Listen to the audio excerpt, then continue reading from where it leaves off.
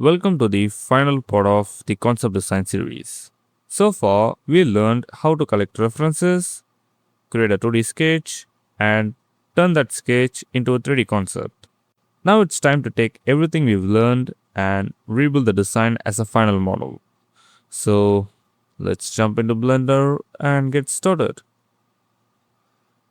Before we touch any cube, I collect additional references from a military vehicle and add it to my PRF board.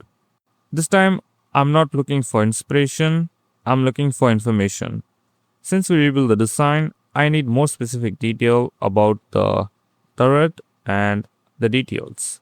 So I just extract the part I want and put it in my reference board and I get started. Now I open my 3D sketch, select them all and put it into a collection called Blockout. You can even name it as 3D sketch. This will act as a guide throughout the entire modeling process. Just like in the rough sketch phase, I start with a machine gun, I add a cylinder, match the proportion, and then begin rebuilding the design. At this stage, I don't make things overly detailed, but I don't also leave them too loose. It's somewhere in the middle. The difference is that we are no longer guessing. In the 3D sketch phase, we add a shape and tell ourselves, alright, I'll figure this out later. In a final design, every shape has a purpose. When I'm adding a part, I already know why it's there and what role it plays in the design. As you can see, I'm starting to refining the front section of the machine gun. Instead of dropping a cube and moving on, I'm taking the time to shape it properly and make it feel more intentional. I look at my references and start refining based on that. One thing I want you to notice is that the concept itself hasn't changed. The overall design is the same as the 2D sketch and the 3D sketch. The difference is that now we have better understanding of the design, better references, and more careful execution. We're not creating a new concept, we're just refining the one we've already developed. And yeah, let's talk about detail because that is something that confuses a lot of artists. You might notice that in my workflow, I start at some details before the blockout is finished. I don't follow a strict rule like I must have to complete the blockout and then only I have to touch the detail. Instead, I use details as a tool to help me understanding the design better. Sometimes a few details can help me visualize how the part will look in the final model and whether the overall design is working. However, I'm careful not to rely on details too early. What I usually do is move back and forth between the blockout and details. I develop a large form, add a few more important details, step back, evaluate the design, and then continue refining the blockout. The reason for this is simple. Not every part of the design is finalized at the same time. If I'm confident that a section will stay, I might spend extra time polishing it. But if a shape is still uncertain, I avoiding too much detail. Because the more time you invest in a part, the harder it becomes to change or remove later. This happens a lot of time where I'm working on a mesh and I just put all the energy into making it more detailed and adding like the panel lines, making the shape more interesting. And then I feel like why it's actually exists. Like it doesn't place any role in my design and it's just like for decoration. Then I would just like to remove the part and I feel like I'm just losing many hours of work. So that is why I'm saying that if some part that are finalized and you're sure that it will be stay in the final model, then you can touch it a small detail but still there. You don't really have to rely on details. You just use details to get more information. That's it. You're not over polishing it. You're just adding some detail. That is something like a balance. I add enough detail to understand the design, but not so much that it will prevent you from making the change. This is simply the workflow that works for me. Some artists prefer to finish the entire block out and then move into detail. Others work differently. And there isn't a single correct method. Over time, I've tested many approaches. You can see in past I did that block out and then details. Like I did many approaches. And this one helps me making better design decision. So I stick with it. You'll notice that every time I move into a different part of the design, I go back to my references. This becomes even more important during the final design stage. I'm not looking references to copy them exactly, but I looking them to understand how parts connect, how details are placed, and why certain design decisions were made. A good references doesn't just show what something looks like, it shows you how it built. And that's the information we're looking for. Now let's talk about shapes and design. I think this is the perfect time to talk about that. One mistake I see quite often is relying only on cubes and cylinder. Those are great shapes to starting, but if every part of your design is built based on a same form, the result can feel like very repetitive. That's why I like using planes as well. Planes are incredibly flexible. They're easy to shape, work well with bevel and subdivision, and quickly add more interesting forms to the design. I often use them to create armor plates, protecting cover, and a layered surface. They help breaking up a large shape and add a visual interest without making the design overly complicated. As you look at my future project, you'll probably notice that I use a lot of plane and curved surface together. That combination creates a more dynamic and believable design. At this point, you can see me adding more images to my reference board. Some of these photos I took by myself, like I take my camera and take a picture of an antenna, a bike switch, and also collecting some images of a weapon system. And the reason I'm adding this is because I reach a point where I need more information. Because I can't continue the design and the questions start appearing, like how should this part connect, or what details should I add, or what kind of a mechanism fits here. So whenever I run into this problem, I go look for a reference and that helped me answering them. This is why I don't collect hundreds of images before starting a project.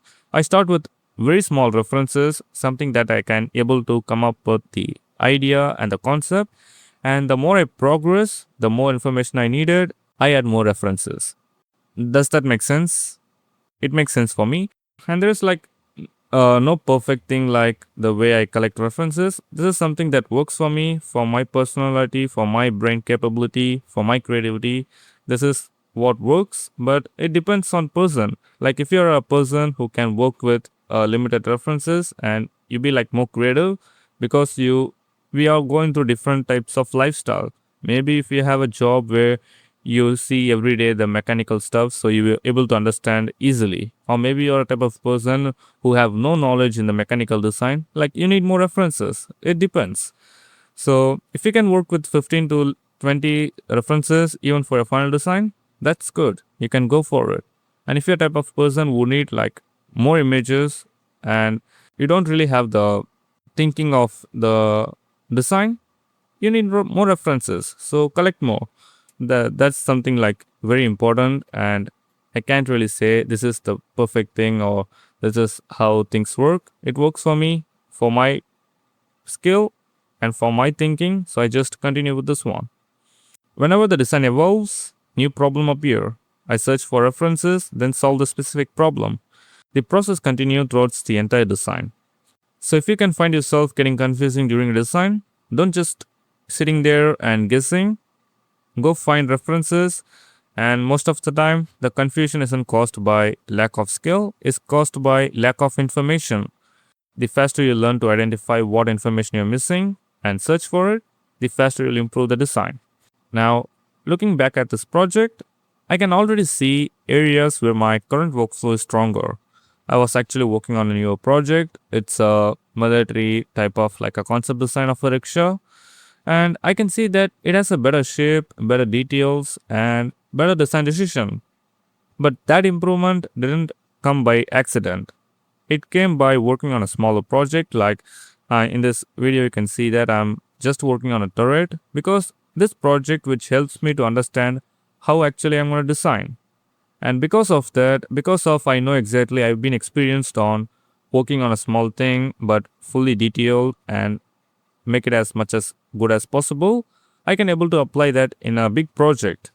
So this is like an proof that I'm building myself, that I can able to design better, and then I take that idea and put it into some new challenge. It's like climbing a small wall because I have a proof so that I can climb a big wall. Just something like that. As you can see, This workflow is not purely based on box cutter. I don't use box cutter very often. The reason is simple. Whenever I try to doing a workflow, either it's working with a mesh or refining it, I get a cutter during this operation. Since I press right mouse button very often, that ended up making a cut, and sometimes it crashed the blender file and I lose my progress, and sometimes it feels very annoying, like it's suddenly activated and the cutter is performed, and I really hate that. So during the workflow, I would like to keep the box cutter not activated. So whenever I need it, I activate it, then I make a cut, then I immediately deactivate it. That's something I feels very annoying about the box cutter. So just let me know in the comment section if that happens to everyone, or I'm the only one who pressing the right mouse button in a wrong way. So something that's bothering me a lot. So yeah, tell me if it's sucks for you or it's work for you. So this is where I get stuck with the ammo box, and honestly, this is something every artist face at some point. Like, you reach a part of a design where you are not sure about whether it's going to working or not. Maybe the structure doesn't feels right, maybe the proportions feels wrong, or maybe something just look off and you can't explain why. And when that happen, pay attention. These moments can have a huge impact on your design. If a part keeps bothering you, don't ignore it. It's very easy to tell yourself, oh, it's probably fine and I can continue work with it. But most of the time, the small problems becomes much more noticeable. So instead of forcing myself forward, I start exploring different solutions. My first idea was based on a turret reference. I tried adapting that approach, but it didn't feel right. After that, I deleted and start collecting a reference of an ammo box and start building it. The ammo box itself feels better, but the connection between it and the turret is looking like too weak, like it's very generic connection. So asking myself a question, how can I supposed to solve this problem? One idea was that to add a protecting shield around the area. So since it fits the overall concept, I thought it was worth testing. So I started with a simple plane, shape it into a rough form, and make sure that it covers the important area, and then add a subdivision to smooth it out. After refining the shape with a few loop cuts, I looked at and see if it's work. But after looking at a while, I realized it wasn't working, even though it is a part of my concept. That shape feels flat and uninteresting. So what I did was delete it. Instead, I tried to add more details to the ammo box to see if that improves the design. And of course, it doesn't. At that point, I decided to stop forcing the problem. Rather than spending another hour staring at the same area, I move on to the other parts of the design. This is something I do quite often. If a problem isn't getting solved, sometimes the best thing you can do is to leave it alone for a while.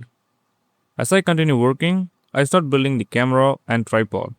This was a much more enjoyable part of the project, so I focus my attention there. Sometimes working on an area that interesting you can help you restore the momentum and keep the project moving forward. For the camera, I wasn't trying to create a highly detailed model. I just want the overall silhouette and shape to read clearly from a distance. That often enough during the stage. Later on, I returned to the ammo box and tried a completely different solution. So I experimented with a drum style ammunition system. I didn't even have a clear references at that time. I was simply testing the idea to see if that fits the design. After a few experimentation, I realized that it wasn't the right solution either. The connections still feel generic and without proper references, I was mostly guessing. So I delete that version and I just step back. Eventually, I step away from the project and took a short break. And honestly, that's something the best design decision you can make. Not every problem needs to solve immediately. Sometimes you need to clear your head, let the idea sit for a while, and come back with a fresh eye. And after taking a short break, I came back with a fresh eye and started working from a reference. My first idea was to create a simple cylindrical connection for the ammo box. Looking back at it now, I don't think that was the best solution, But at that time, it feels reasonable, and that's something like I can feel like, yeah, that's work. And that's the important part of the design process. You don't always need to know if that is good. Sometimes you need to build it first and then evaluate later. I then add a cylindrical connection to the machine gun so I could able to establish the ammo box might attach to the overall system. Before I start modeling the ammo box itself, I focus on creating a supporting structure. I load more references and start studying how similar components are mounted and connected. At that stage, I keep everything very simple. The reason is that I still wasn't sure if the part would remain in the final design. When a design decision is uncertain, I try to not invest too much time there. So once I'm comfortable with overall direction, I start building the ammo box. I begin with a simple cube, adjust the proportion, position it where it feels more natural, and then start adding the refinement slowly. Then I adding a few cuts, adjusting the forms and testing different detail. And as the design becomes more convincing, I get more confident that this version could works and can be exist in the final design. That's usually when I start investing more times into the refinement. You'll notice that I adding a screw holes using the box cutter and repeating them with the array modifier. Small detail like this can establish the scale and makes things like feel more connected. From there, I continue developing the ammo box, so I'm start building the top cap by slicing some pieces, and most of the details came from a study reference, and that's something I really want to emphasize. And I don't naturally know what a real ammo box looks like, so I don't have that memorized every mechanical detail. That is why I keep referring to the reference through the entire process, so every image teach me something. The more reference I study, the more I begin to understand how real objects are constructed and where details are placed and why they all matter.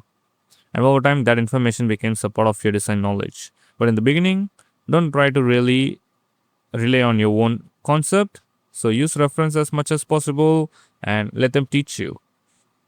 Alright, after adding more detail, I decide to change the viewport color. The green was still feels a little boring, so I switched to a tan yellow color instead and see how it looks. And it immediately changed the way it looks, and it makes the things more interesting and it suits well.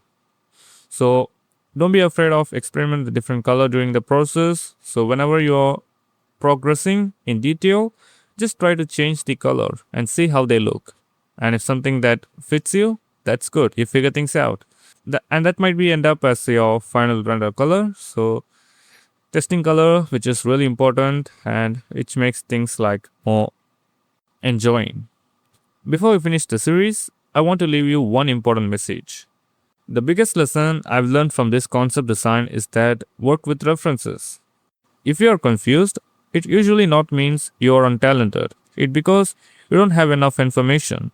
Every time I got stuck during this project, the solution wasn't to stare at the model for a longer time. The solution was to find the best references, study how things work, and learn from it.